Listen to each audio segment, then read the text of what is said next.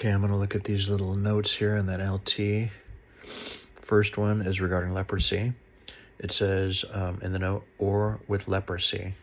In the NLT, it says severe skin disease. So the note says, or with leprosy. The Hebrew word used here can describe various skin diseases. Okay. Next little note says, let's see.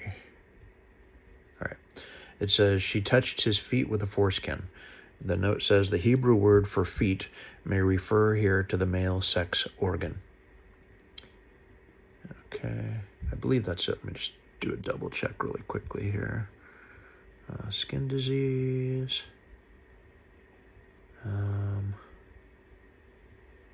And foreskin.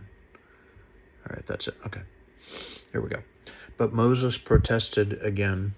What if they won't believe me or listen to me? What if they say the Lord never? What if they say the Lord never appeared to you? Then the Lord asked him, "What is that in your hand?" "A shepherd's staff," Moses replied. "Throw it down on the ground," the Lord told him. So Moses threw down the staff, and it turned into a snake. Moses jumped back.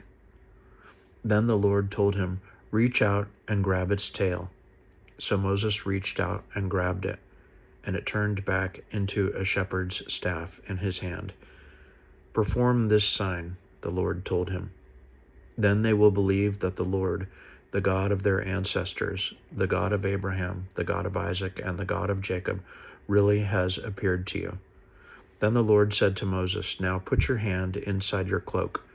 So Moses put his hand inside his cloak, and when he took it out again, his hand was white as snow, with a severe skin disease. "Now put your hand back into your cloak," the Lord said. So Moses put his hand back in, and when he took it out again, it was as healthy as the rest of his body. The Lord said to Moses, "If they do not believe you and are not convinced by the first miraculous sign, they will be convinced by the second sign. And if they don't believe you or listen to you even after these two signs, then take some water from the Nile River and pour it out on the dry ground. When you do, the water from the Nile will turn to blood on the dry ground. When you do, the water from the Nile will turn to blood on the ground." But Moses pleaded with the Lord, "O Lord, I'm not very good with words. I never have been, and I'm not now, even though you have spoken to me. I get tongue-tied, and my words get tangled." Then the Lord asked Moses, "Who makes a person's mouth?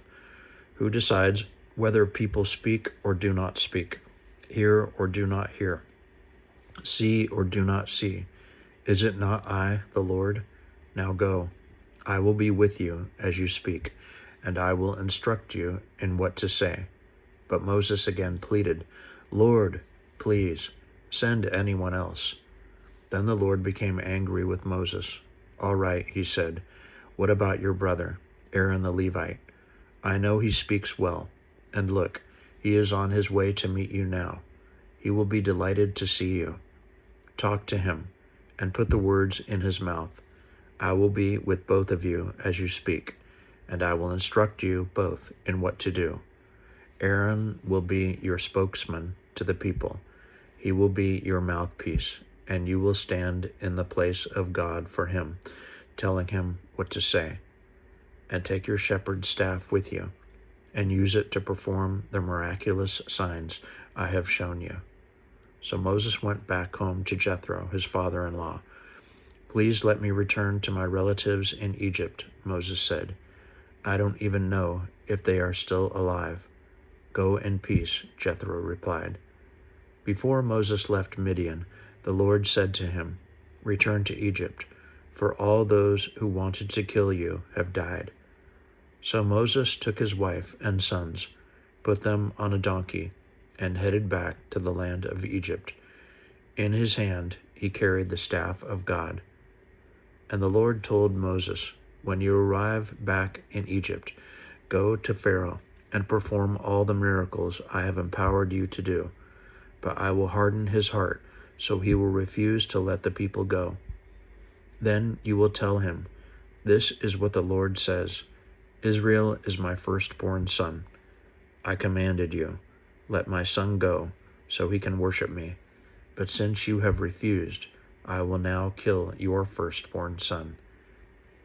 On the way to Egypt, at a place where Moses and his family had stopped for the night, the Lord confronted him and was about to kill him.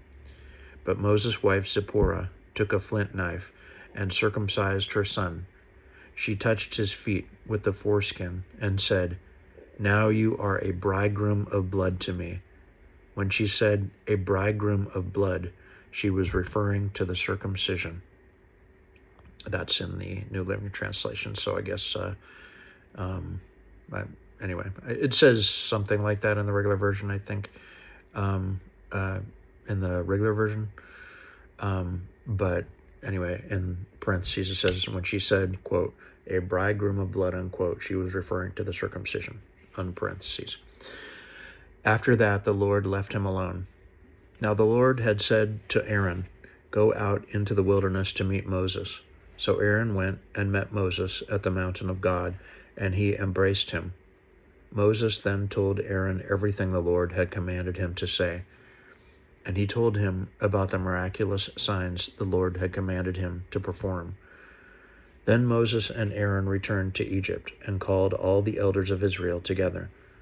Aaron told them everything the Lord had told Moses, and Moses performed the miraculous signs as they watched. Then the people of Israel were convinced that the Lord had sent Moses and Aaron.